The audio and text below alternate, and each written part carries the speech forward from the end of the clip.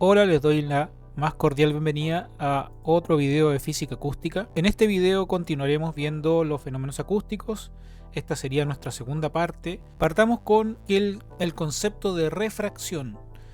Refracción, desde el punto de vista físico, es nada más que el cambio de dirección de la propagación de una onda producto del paso que tiene esta a un medio de distinta densidad. Un ejemplo clásico es cuando nosotros colocamos un objeto sobre un vaso. En el vaso vamos a ver que el objeto se quiebra. ¿Qué es lo que está ocurriendo acá? Que las ondas de luz inciden sobre la parte del lápiz que no está sumergida y las otras ondas de luz inciden sobre el agua. Las ondas que inciden sobre el agua cambian de dirección, generando que la imagen se vea como si el lápiz estuviese cortado. Eso es lo que ocurre básicamente con el sonido. En el sonido también se produce un cambio de dirección. Por ejemplo, si nosotros tenemos una pared y tenemos un altavoz generando ondas, vamos a suponer que tenemos ondas planas y que tienen esta dirección, un ángulo de incidencia. Recordemos, si fuese una pared lisa, esto tendría un ángulo de reflexión, esto sería la reflexión sonora, pero sobre esta pared el sonido puede traspasar. Si esta es la línea de dirección de propagación, el sonido lo que va a hacer va a cambiar de dirección. No se va a seguir propagando por esta línea punteada, sino que lo va a hacer con un cambio de dirección con respecto al ángulo de incidencia. Eso es lo que ocurre desde el punto de vista sonoro. ¿Por qué se produce o cómo se produce? Se produce debido a las variaciones del medio transmisor. Es decir, que pasamos de un medio gaseoso, que es el aire, a un medio sólido, que sería nuestra pared. En esto lo que hace es modificar la velocidad y la dirección de la onda sonora. Eso implica que si tenemos una velocidad del sonido de 344 metros partido por segundo, sobre el sólido esa velocidad cambia, se hace un poco más lenta. ¿En qué situaciones se produce esto? Generalmente por el viento. El viento cambia la velocidad.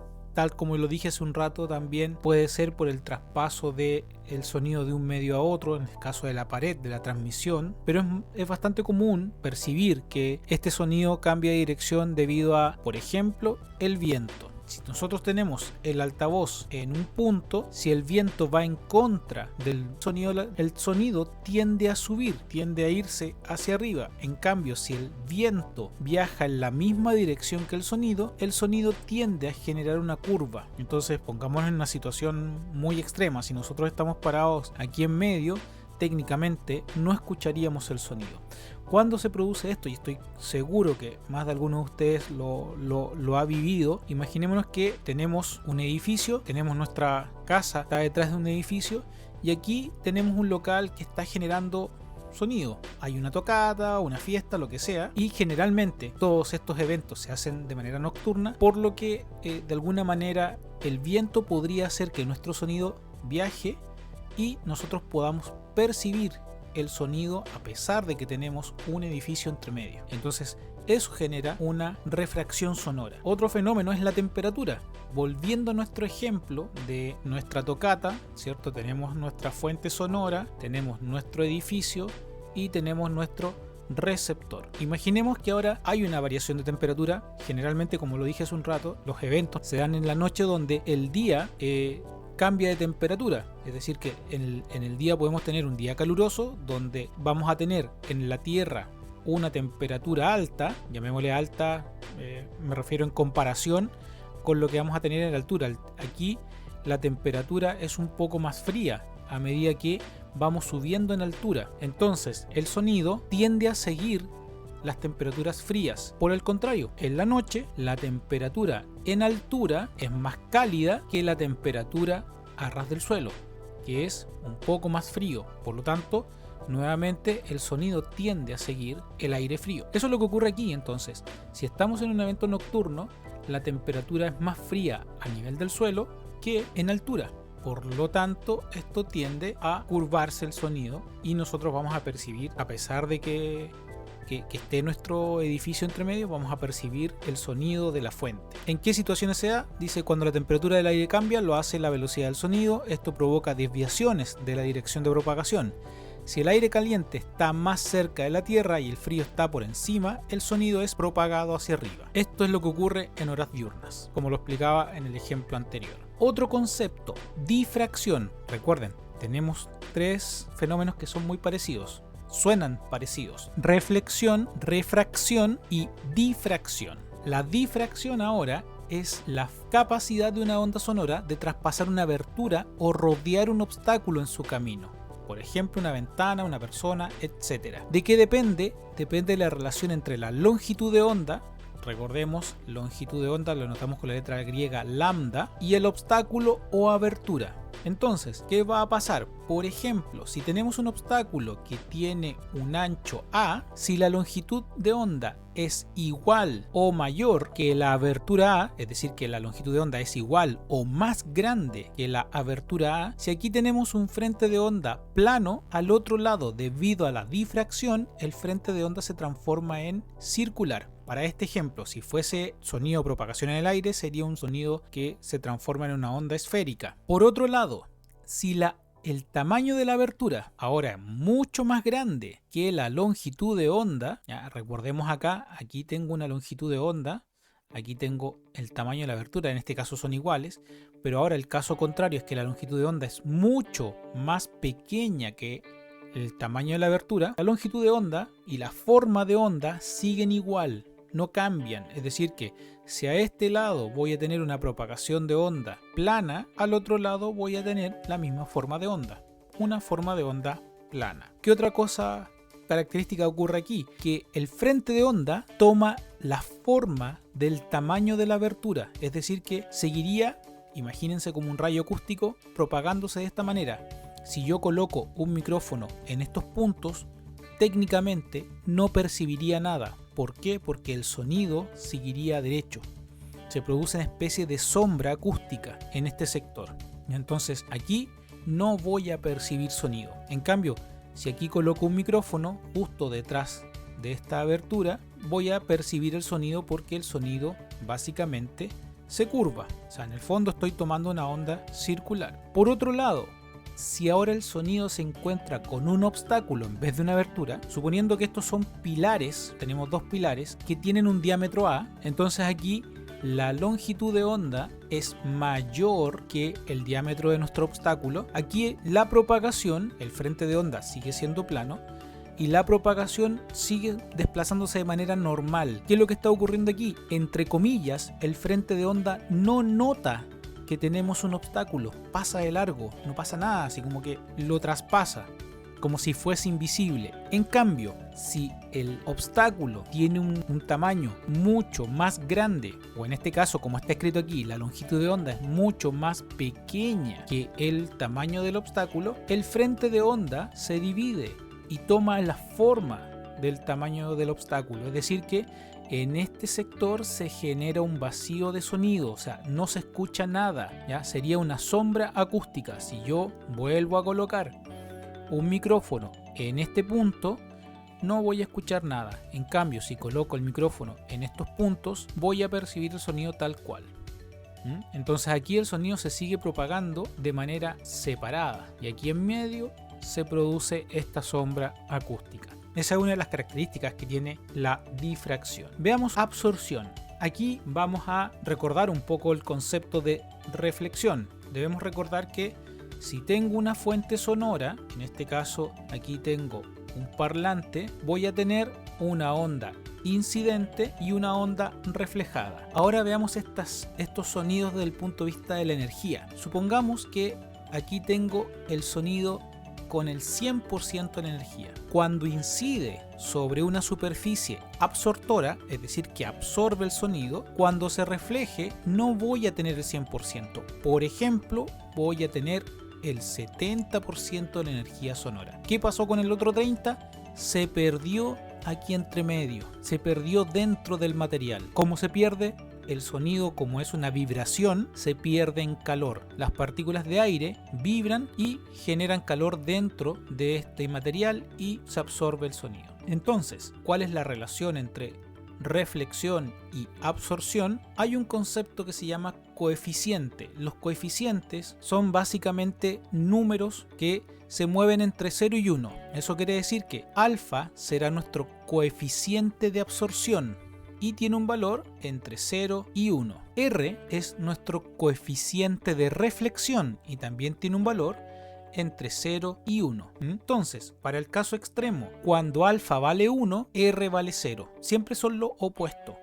Cuando alfa vale 0, R vale 1. ¿Qué condición se debe cumplir? Siempre se debe cumplir que la suma de los dos coeficientes dé 1. Siempre el coeficiente de reflexión más el coeficiente de absorción va a dar igual a 1. Volvamos a nuestro ejemplo anterior. Si por ejemplo del 100% de la energía, en este caso es 1, se absorbió el 30% de energía, eso implica 0,3, eso quiere decir que este es el coeficiente de absorción. Entonces el coeficiente de absorción vale 0,3. ¿Y cuánto se reflejó? Se reflejó el 70%.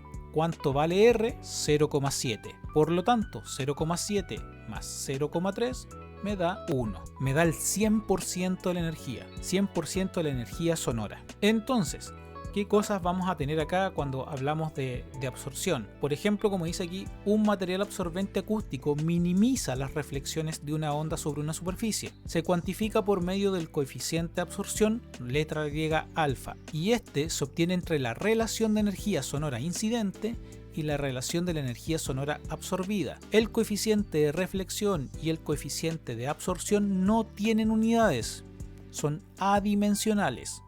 ¿Ya? Entonces el coeficiente de absorción se relaciona con el coeficiente de reflexión con esta ecuación. Ahora, ¿qué pasa cuando tenemos una absorción muy grande? Nosotros vamos a definir o decir que el sonido es seco. Podríamos decir que en el momento, por ahora, donde yo estoy grabando este video, el coeficiente de absorción es alto porque no se generan reflexiones, no se generan ecos. Entonces, para poder simular qué pasa cuando tenemos absorciones muy bajas, es decir, unas reflexiones altas o paredes de cemento, hablemos de eso, imagínense cuando están en una iglesia, ahí la absorción es muy grande, vamos a tener lo siguiente. Voy a grabar, por ejemplo, el eco no es nada más que la repetición o la reflexión de un sonido. Entonces, por ejemplo, ahora estoy grabando y lo que ustedes van a escuchar es cómo se percibe el eco. Recuerden que el eco sería la señal que está reflejándose de manera infinita en una superficie. Por ejemplo, una pared paralela. En una pared paralela voy a tener, por ejemplo, un eco siempre paralelo. Es decir, que voy a tener reflexiones incidentes y reflejadas eternamente. En cambio, vamos a tener otro concepto que se llama reverberación. Es cuando las superficies reflejan el sonido, pero el sonido se va disminuyendo en términos de intensidad, va decayendo con respecto al tiempo. Entonces, cuando tenemos un espacio muy grande, por ejemplo en una iglesia, estamos hablando de reverberación. Entonces, recuerden, cuando tenemos un sonido que se absorbe muy rápido, superficies que absorben muy rápido, los escuchamos tal como lo están percibiendo en este momento. Pero cuando tenemos eco, perciben lo que estamos escuchando ahora. Cuando tenemos reverberación, ahora escuchan en una situación reverberante. Entonces ahí tenemos la diferencia entre eco, reflexión y reverberación. Ahora, cuando ustedes compran un material acústico, el material siempre trae un gráfico que dice cómo absorbe el sonido según la frecuencia. Entre más cercano a 1, recuerden, el material absorbe todo, es decir, que no voy a tener reflexiones, ¿ya? No voy a tener este eco en la habitación. Entonces, a menor frecuencia es mucho más difícil absorber los sonidos. Por ejemplo, este material, que es un rollo de Island Glass de 80 milímetros, dice que estaríamos aproximadamente en 0,2 para el caso de los 100 Hz. Pero si yo me fijo en los 1000 Hz, voy a tener prácticamente el valor de 1. Absorbe el 100% de la energía. En cambio, por ejemplo, a los 500 Hz voy a absorber, voy a suponer que por aquí entre medio están los 0,8, voy a absorber 0,85. Eso quiere decir que voy a absorber el 85% de la energía. El otro 15% lo reflejo. Eso es lo que voy a tener de alguna manera cuando hablamos de absorción y reflexión. Otro concepto nuevo se llama superposición de ondas. Es cuando tenemos dos sonidos que, sonando al mismo tiempo, podemos identificar claramente.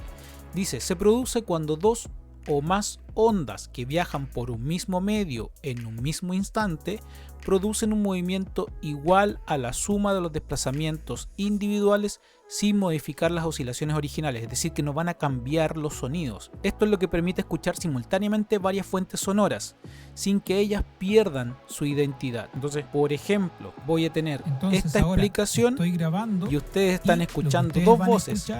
Dos voces mías. ¿Cómo se percibe? Una es la explicación de la superposición de onda y la otra era la grabación anterior. Pero aún así ustedes pueden identificar dos voces. En el fondo, dos personas hablando al mismo tiempo.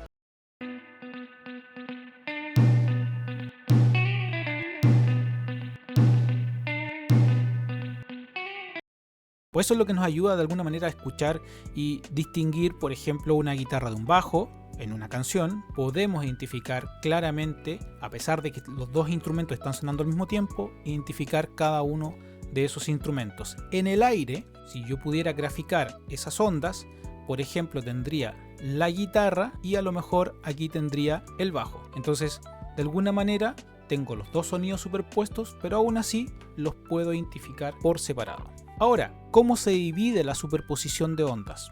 Se divide de dos maneras, en interferencias constructivas e interferencias destructivas. ¿Por qué hablamos de interferencia constructiva y destructiva? Porque cuando nosotros tenemos dos sonidos iguales y, por ejemplo, estos sonidos comparten algunas frecuencias, esas frecuencias pueden aumentar en intensidad o disminuir en intensidad dependiendo del tipo de interferencia. Partamos por las interferencias constructivas. Una interferencia constructiva es cuando se propagan ondas en la misma dirección y el mismo sentido, provocando una onda constructiva cuando la suma de ellas genera una onda de mayor amplitud, es decir, que la frecuencia aumenta en términos de intensidad.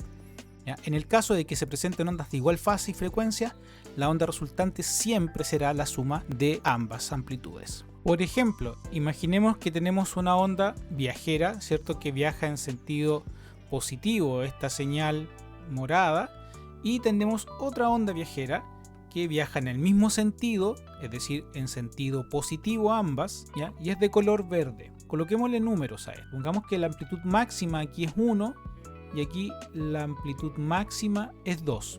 Como las dos se desplazan en el mismo sentido, cuando yo sume esta amplitud en este punto, voy a sumar la amplitud 1 más la amplitud 2 y eso me da como resultado una amplitud 3. Por ejemplo, por aquí tengo en este punto menos 0,5 y aquí supongamos que esto mide, me quedó chueco, pero supongamos que esto mide 1 menos 0,5, esto me da un resultado de menos 1,5 en términos de amplitud. Volvamos aquí, si esto mide 1, esto mide 2, esto sería el total 3. Es decir que, ¿qué es lo que está ocurriendo acá? Estas dos señales se van sumando punto a punto para que dé como resultado la señal roja.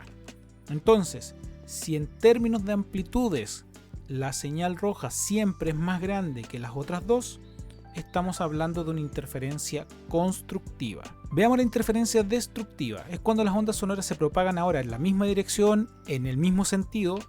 Me refiero a la dirección, es decir, que estamos, por ejemplo, las dos señales se mueven en el eje X.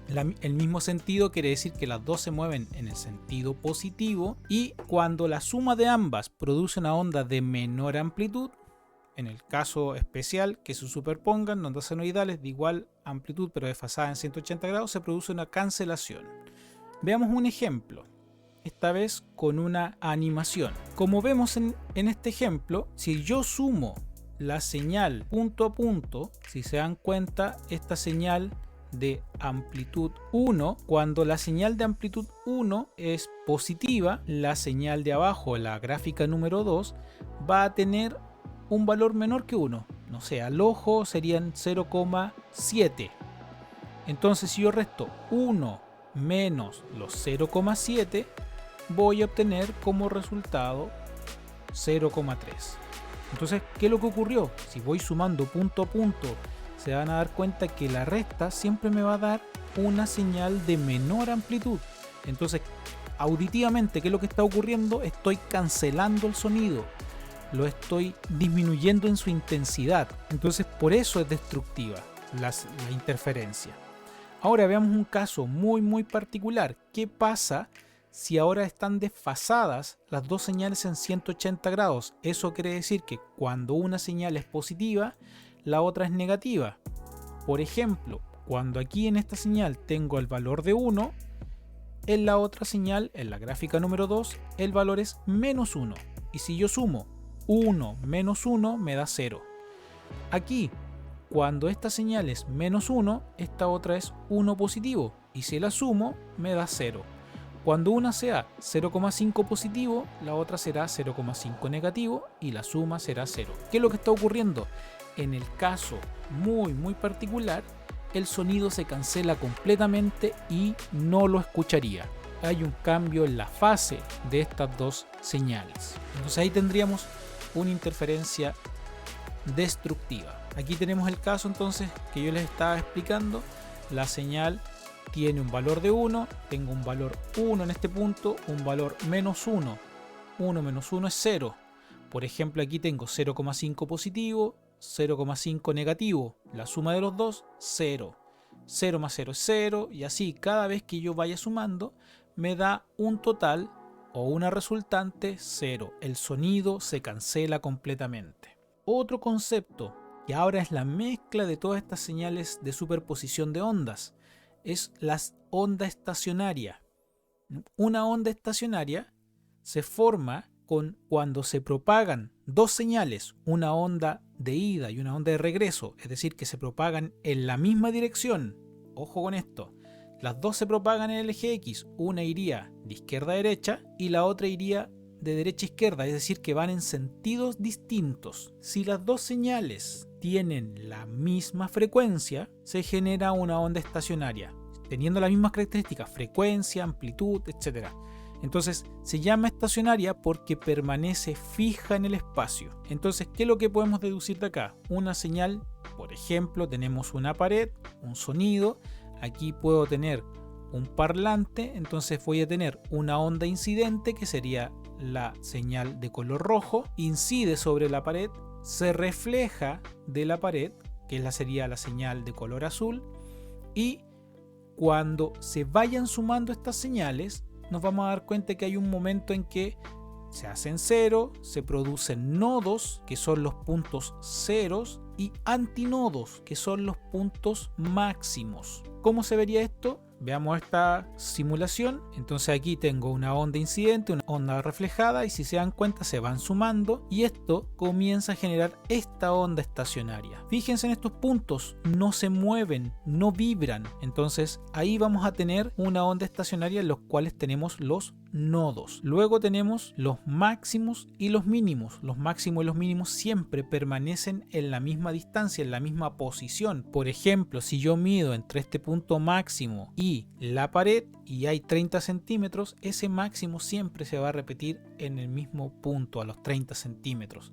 No se va a desplazar, siempre va a estar vibrando en la misma posición. Matemáticamente, ¿cómo se ve una onda de ida y una onda de regreso? Ojo con esto solamente para que tengan una idea cómo se puede expresar matemáticamente. Aquí la P representa la presión sonora, entonces la presión sonora depende de una presión peak, que nosotros le llamamos P sub P a veces, por la exponencial, esto es un número imaginario, multiplicado por el número de ondas y la posición en el eje X. Este signo siempre representa la onda incidente. Esto es el coeficiente de reflexión. Si el coeficiente de reflexión es 0, eso quiere decir que se absorbe todo el sonido, no hay onda reflejada. Pero si el coeficiente de reflexión es distinto de 0, sí hay onda reflejada. ¿Cuándo es el caso extremo? Cuando el valor del coeficiente de reflexión vale 1. Eso quiere decir que la onda incide y se refleja toda la señal con la misma energía de regreso. Así básicamente se expresa matemáticamente una onda estacionaria. Veamos otro concepto: frecuencia natural. La frecuencia natural es la frecuencia con la que vibran todos los cuerpos. Todo cuerpo tiene una frecuencia natural de vibración. La frecuencia natural, dice, es una frecuencia natural en la que, por su naturaleza, un sistema determinado puede vibrar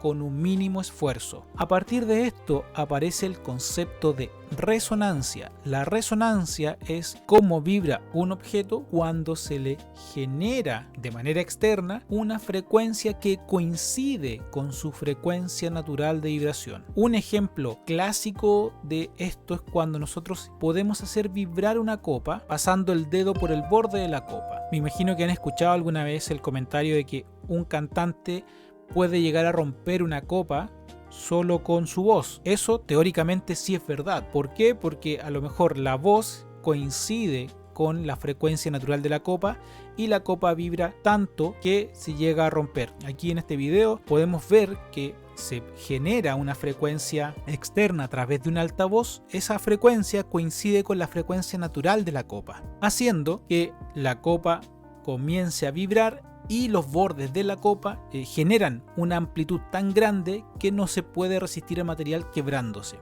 Un caso extremo es el puente Tacoma. Les voy a dejar el video en la descripción, pero aquí podemos ver un poquito de qué es lo que ocurrió. Este puente fue construido aproximadamente en los años 40, en la cual el puente estaba en una situación, puesto en un valle en el que había viento constantemente. Ese viento generaba una frecuencia que coincidía con la frecuencia natural del puente y vibraba constantemente, pero llegó un momento en que el viento aumentó en términos de intensidad y comenzó a generar que el puente oscilara. El puente osciló tanto, su amplitud fue tan grande que el material no resistió y cedió y se derrumbó el puente. Todo debido a la resonancia.